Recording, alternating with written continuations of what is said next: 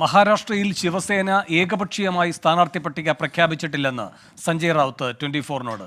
മഹാവികാസ് അഘാഡി സഖ്യത്തിൽ തർക്കങ്ങളില്ല. ശിവസേന 22 സീറ്റിൽ മത്സരിക്കുമെന്നും ഇക്കാര്യത്തിൽ മഹാവികാസ് അഘാഡിയിൽ ഇനി ചർച്ചകളില്ല എന്നും സഞ്ജയ് റാവുത്ത് പറഞ്ഞു. വിഷയത്തിൽ എന്തെങ്കിലും പറയാനുണ്ടെങ്കിൽ PCC അധ്യക്ഷനോടോ AICC നേതൃത്വത്തോടോ പറയുമെന്നും ശിവസേന നേതാവ് സഞ്ജയ് റാവുത്ത് വ്യക്തമാക്കി.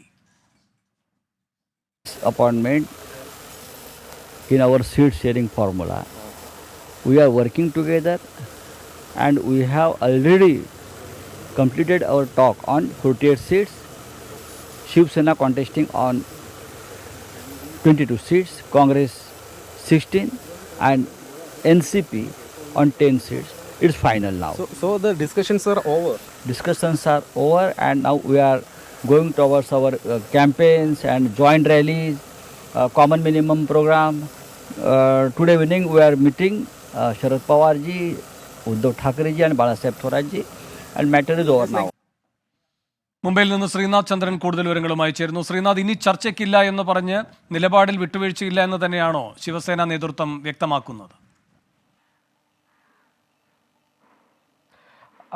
വേണു, ഈ വിഷയവുമായി ബന്ധപ്പെട്ട് ശിവസേനയിൽ നിന്ന് ലഭിക്കേണ്ട ഔദ്യോഗികമായ ഒരു പ്രതികരണമാണ് ഇപ്പോൾ സഞ്ജയ് റാവത്തിലൂടെ നമുക്ക് ലഭിക്കുന്നത്. കഴിഞ്ഞ ദിവസം ശിവസേനയിലെ പല നേതാക്കളും അവരുടെ അഭിപ്രായങ്ങൾ പറഞ്ഞെങ്കിൽ കൂടി പാർട്ടിയുടെ നിലവിലെ സാഹചര്യത്തിൽ ഉദ്ധവ് താക്കറെ കഴിഞ്ഞാൽ അത് തീരുമാനങ്ങൾ പ്രഖ്യാപിക്കുന്നയാളാണ് സഞ്ജയ് റാവത്ത്. അങ്ങനെയുള്ള സഞ്ജയ് റാവത്താണ് ഇനിയൊരു ചർച്ചയ്ക്കൊന്നും ഒരു സാധ്യതയില്ല.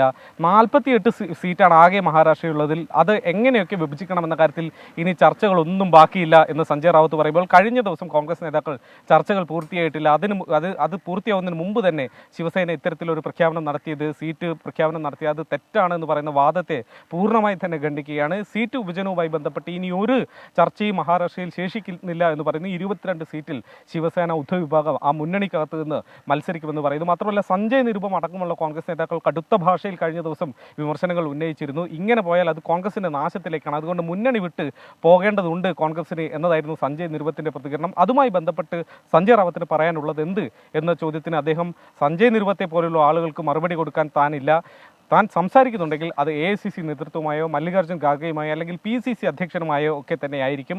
ഈ കാര്യത്തിലൊന്നും തന്നെ ഈ സീറ്റ് വിഭജനവുമായി ബന്ധപ്പെട്ട് ഏതെങ്കിലും തരത്തിൽ ഒരു അഭിപ്രായ ഭിന്നതയൊന്നും യഥാർത്ഥത്തിൽ ഇല്ല എന്നതാണ് അദ്ദേഹം പറഞ്ഞു വെക്കുന്നത്. ചുരുക്കത്തിൽ ശിവസേന കഴിഞ്ഞ ദിവസം പ്രഖ്യാപിച്ച 17 സീറ്റുകളുടെ കാര്യത്തിൽ ഒരു മാറ്റവും വരുത്താൻ ശിവസേന ഉദ്ദേശിക്കുന്നില്ല എന്നത് പറയുമ്പോൾ, ഇനി കോൺഗ്രസ് നേതൃത്വം കഴിഞ്ഞ ദിവസമൊക്കെ തന്നെ ഒരു മാറ്റം പ്രതീക്ഷിച്ചു കൊണ്ടിരുന്ന കോൺഗ്രസ് നേതൃത്വം ഇനി എന്താകും പ്രതികരിക്കുക എന്നതുകൂടി അറിയേണ്ടതുണ്ട്. മുതിർന്ന കോൺഗ്രസ് നേതാക്കളെ കണ്ട് നമ്മൾ ഈ കാര്യത്തിൽ അവർക്ക് പറയാനുള്ളത് കൂടി പ്രേക്ഷകരിലേക്ക് എത്തിക്കും. വേണു, ശ്രീനാഥ്, ഈ മഹാവികാസ് അഘാഡി സഖ്യത്തിന്റെ ഭാവി അപ്പോൾ ഇനി എന്താകും? കൂടാതെ ഈ പ്രകാശ് അംബേദ്കറും മറ്റൊരു മുന്നണി എന്ന രൂപത്തിലേക്ക് പോകുന്നു. അപ്പോൾ എന്താകും ഈ പ്രതിപക്ഷത്തിന്റെ ഐക്യം?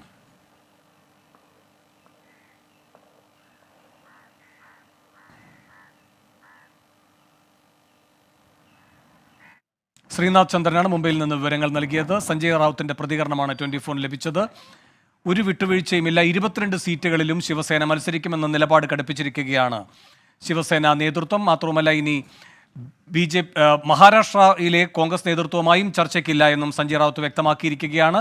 ഈ വിഷയത്തിൽ ഇനി കോൺഗ്രസ് ദേശീയ നേതൃത്വവുമായി മാത്രമേ ആശയവിനിമയത്തിന് തയ്യാറുള്ളൂ എന്നും വ്യക്തമാക്കിയിരിക്കുകയാണ് സഞ്ജയ് റാവുത്ത്.